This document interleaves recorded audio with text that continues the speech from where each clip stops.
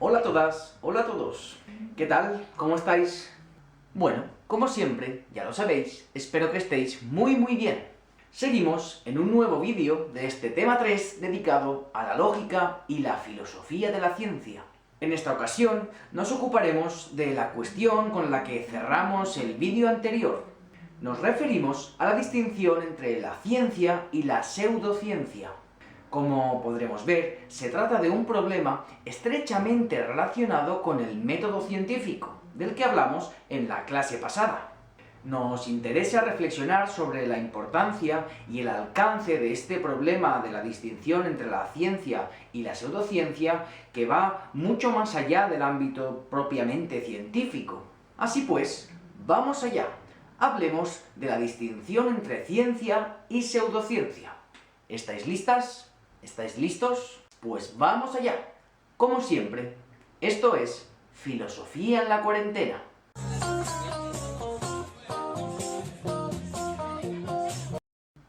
Empezaremos investigando qué me depara la semana.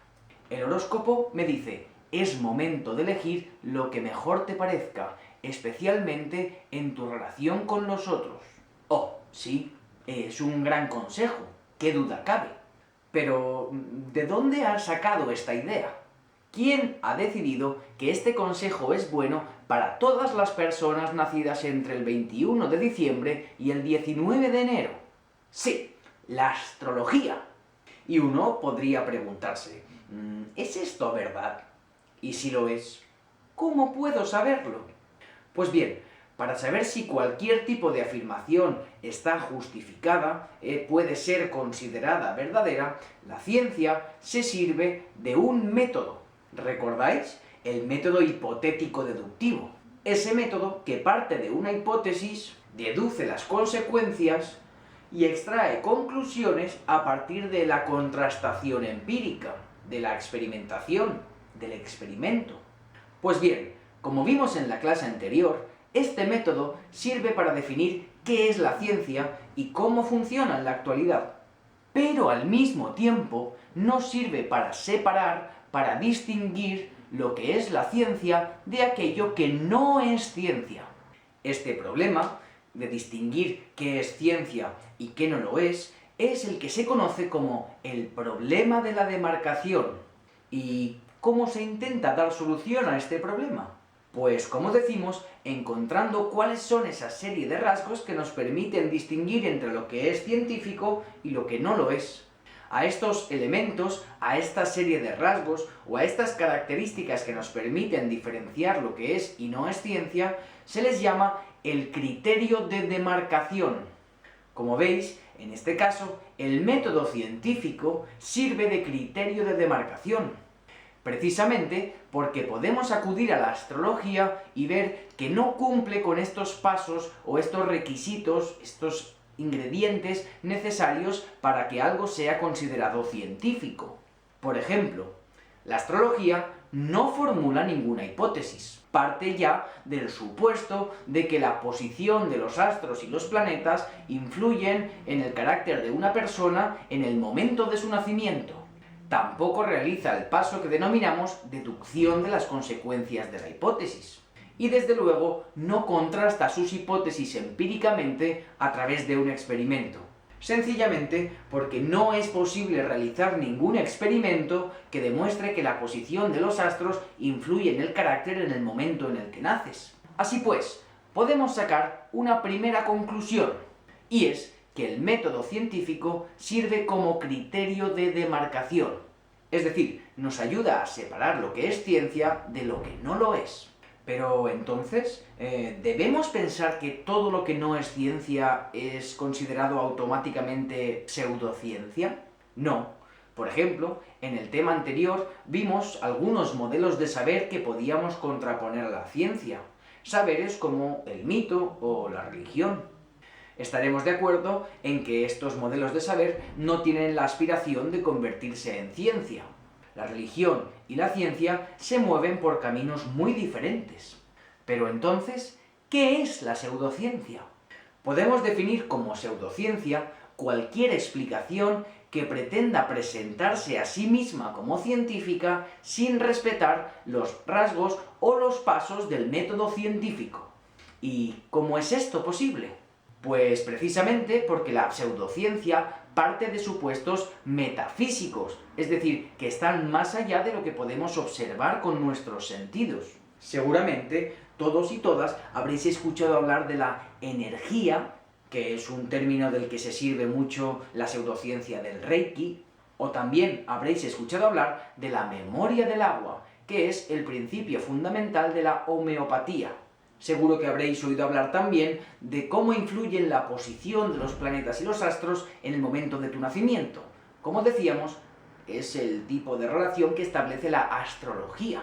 Pues bien, para hacer visible en qué consiste esta distinción entre ciencia y pseudociencia, podemos servirnos de la contraposición entre la astrología y la astronomía. Cuidado, suenan parecido, pero son disciplinas completamente diferentes. Como ya hemos visto, la astrología es una pseudociencia. No parte de la observación sensible de los fenómenos, no formula hipótesis, no deduce consecuencias de la hipótesis y, por supuesto, no realiza experimentos. Asume de entrada que existe un tipo de relación entre la posición de los planetas y el carácter. Por el contrario, tenemos a la astronomía, que sí puede ser considerada un tipo de explicación científica. De hecho, es la ciencia que se encarga de observar el movimiento de los astros y los planetas. Como veis, este movimiento sí es observable. Para entender el tipo de regularidad con la que se mueven los astros, la astronomía necesita formular hipótesis. Y además, se sirve de instrumentos para llevar a cabo la contrastación empírica, el experimento mediante el cual llegar a algún tipo de conclusión. Pues bien, y más importante, como dijimos en el tema anterior, las conclusiones de la astronomía son públicas y revisables. Es decir, que a través de la observación, esas conclusiones pueden ser modificadas o corregidas si observamos que los planetas se mueven de una manera diferente a como creíamos que se movían anteriormente. Como vemos, la astronomía sí respeta los pasos del método científico. En definitiva, la astrología y la astronomía son ejemplos claros que nos ayudan a ver en qué consiste la distinción entre ciencia y pseudociencia. Otra manera interesante de entender la distinción entre ciencia y pseudociencia es la que nos propone Rocío Pérez. Abajo os dejo el enlace. 1. Utilizan conceptos demasiado vagos. Como decíamos, es difícil saber a qué nos referimos cuando hablamos de la energía, o la purificación, o las constelaciones familiares. La ciencia, por el contrario, se preocupa por utilizar una terminología clara, precisa, que deje muy claro a qué elemento, a qué objeto del mundo se está refiriendo. 2. Falta de evidencias. La ciencia suele dejar muy claro qué es lo que está investigando, así como el proceso de investigación utilizado. Pero en todo ello hay una palabra clave: los hechos. Ellos son las evidencias de las que parte la ciencia. Por el contrario, la pseudociencia arranca no de hechos, sino de determinado tipo de ideas metafísicas, de supuestos que no se pueden comprobar, que no se pueden demostrar directamente porque ni siquiera se pueden observar. 3. Falta de evolución de las teorías. Todas las pseudociencias de la actualidad son exactamente igual que cuando nacieron. Si bien la ciencia avanza y progresa a través de la reformulación de sus teorías, la pseudociencia, por el contrario, está estancada, no progresa, es hoy igual que cuando nació. El último rasgo de la pseudociencia es el que podríamos denominar la falacia ad ignorantiam, o la falacia de la ignorancia.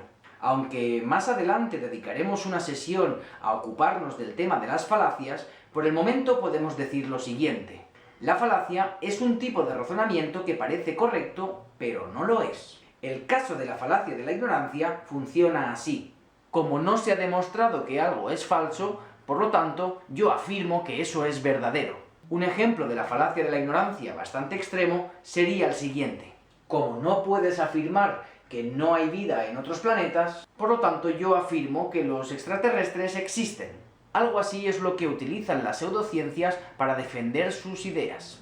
Como la ciencia no ha demostrado que es falso, ellas tienen razón. Pero claro, el hecho de que la ciencia no haya demostrado que algo sea falso no significa que lo contrario sea verdadero. Simplemente significa que no lo sabemos. O bien porque aún no se ha demostrado, o bien directamente porque es algo que no se puede saber porque no se puede experimentar. No podemos saber, por ejemplo, como pretende el Reiki, que poniendo las manos cerca de otro cuerpo transmitamos energía. Como tampoco podemos saber si el agua tiene algún tipo de recuerdos de los elementos que han sido metidos en ella. Pues bien, estos serían los elementos que nos permiten identificar las pseudociencias. Pero podemos avanzar haciéndonos otra pregunta. ¿Por qué son tan populares estos discursos? Pues una respuesta bastante interesante consiste en ver o en analizar que las pseudociencias son capaces de apuntar o de dar en la diana en algún tipo de fallos de nuestro cerebro. Sí, resulta que nuestro cerebro está preparado para captar algún tipo de explicaciones que a menudo, por ser más sencillas, nos resultan más convincentes. Veamos algunos ejemplos. Uno de ellos es la pareidolia, que consiste en la capacidad de nuestro cerebro de dar forma a una realidad que en el fondo no tiene ninguna forma definida. Por ejemplo, mirad esta imagen. Sí, todos estamos viendo un delfín, pero sabemos que en realidad no hay ningún delfín ahí. Resulta que nuestro cerebro está preparado para transformar en formas reconocibles a la realidad, incluso si no tiene ningún tipo de forma concreta. Algo parecido sucede con un fenómeno llamado apofenia, que consiste en buscar regularidad o patrones donde no lo hay. Por ejemplo, esto podría sucederle a alguien a quien le duele la rodilla cuando se va a ver a su amigo Pedrín, que vive en las montañas. Esta persona estaría asociando su dolor a Pedrín, cuando en realidad lo que le causa el dolor es el hecho de forzar su rodilla para subir a la montaña a ver a su amigo.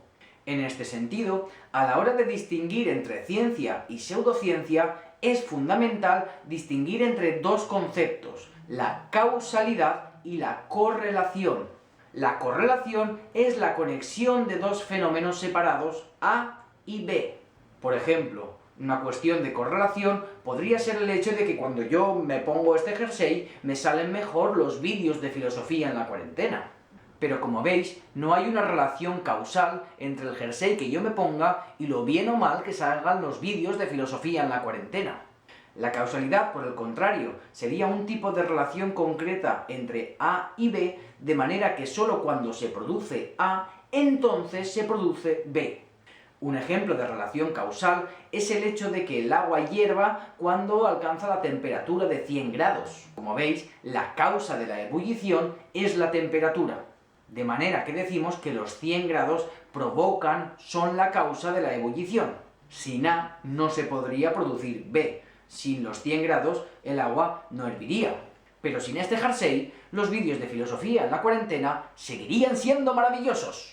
Un último mecanismo cerebral que suele producirse en las pseudociencias es el que podemos denominar como disonancia cognitiva. La disonancia cognitiva consiste en un fenómeno que se produce cuando nuestras creencias entran en contradicción. ¿Qué solemos hacer ante esta situación? Pues dos cosas. Una, tendemos a rechazar todo lo que no encaje con nuestras propias creencias, pero por otro lado, tenemos tendencia a aceptar inmediatamente todas aquellas ideas que corroboren lo que nosotros pensábamos. Es decir, detestamos que la realidad nos quite la razón, pero nos gusta mucho que nos la dé. Entonces, ¿qué podemos sacar en claro de todo esto? ¿Para qué sirve esta clase? Pues bien, como decíamos, en primer lugar, para recordar que la ciencia se define por su método. Y todos aquellos saberes que pretendan presentarse a sí mismos como científicos deberán respetar tanto los rasgos científicos como los pasos de este método. Todos aquellos saberes o todas aquellas explicaciones que no respeten estos elementos no serán científicos. Y si no los respetan y pretenden presentarse a sí mismos como ciencias, podremos calificarlos de pseudocientíficos o de pseudociencia.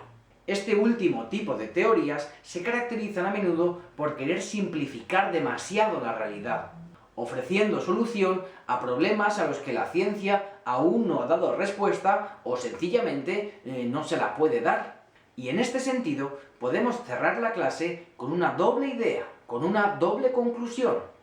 1. Debemos aprender a convivir con la duda.